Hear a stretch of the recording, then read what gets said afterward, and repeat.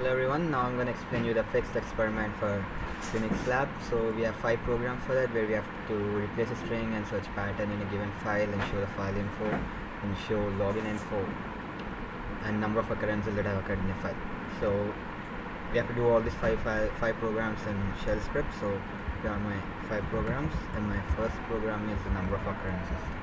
So here's my program. I get the value of the I get the file name, which I can use absolute path or relative path of the file. Then I read the file path, and then I scan and I get the word input from the user, which word to find. Then I read the word. Then the command to use is I print the path, the file name where it has printed, but some certain conditions where I use grep. I use for the case insensitive, and O is for the complete word and the word which has to be printed. And WCL. WC is number of words that it is print there. WC gives the count of number of lines, that is W-L. So I'll run the program as such. Number of occurrences, and the path of the file is test, which I've given by before, and the word I want to find is. So it is occurred 2 times. I'll just show you the file. This is summary text. As you can see, is occurred twice, is once and is twice. So here's the first program, and the next program is the replace a string in a file. So replace a string in a file is I get the file name, then I enter the string that has to be replaced, and I enter the new string which has to be replaced with, and I store them in variables oString and new string and string, which is for old string and new string. Then I'll print the file before making any changes. Then I use sed. Sed is an editor. I'll just show you.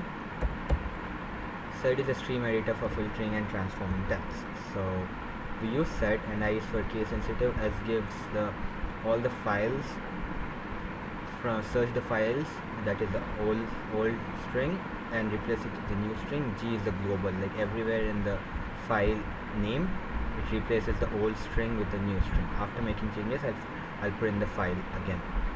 So run the program, replace string, enter the file. This is test dot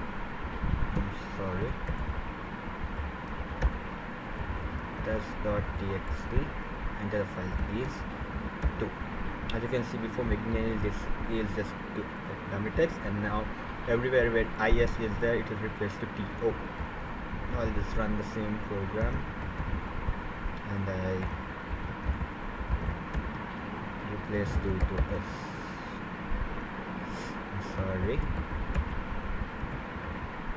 Test.txt to else. As you can see, I'm not the following changes. Next program is to search a pattern in a given file. The program for this is I enter the file name, the part of the file, then I enter the pattern that needs to be set, and I print the file. But using grep, I give the pattern. So I enter the file name test. Run the program, search pattern, test.txt, the file which I am using. Enter the path. Enter the pattern to be searched. The pattern I need to be searched is. So it's in that line, so it's going to print that line. This is just a dummy text. The next program is to show the file info.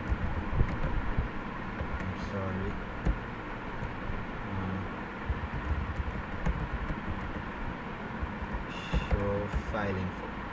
So enter the path name of the file, then I read the file to show the file info. Ls I give the long information of the file, and I give the inode number, including the inode number of it.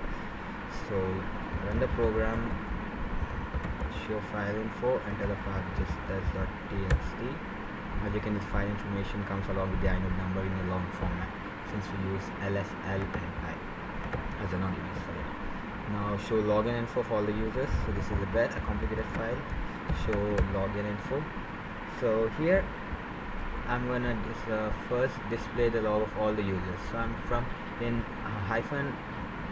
the root folder. There's an etc directory where there's a psslwd folder where it has all the contents of the users. So I'm gonna cut it using a delimiter colon, and the first row I'll take, which contains all the list of the users. Then I'm gonna print the name of all the users.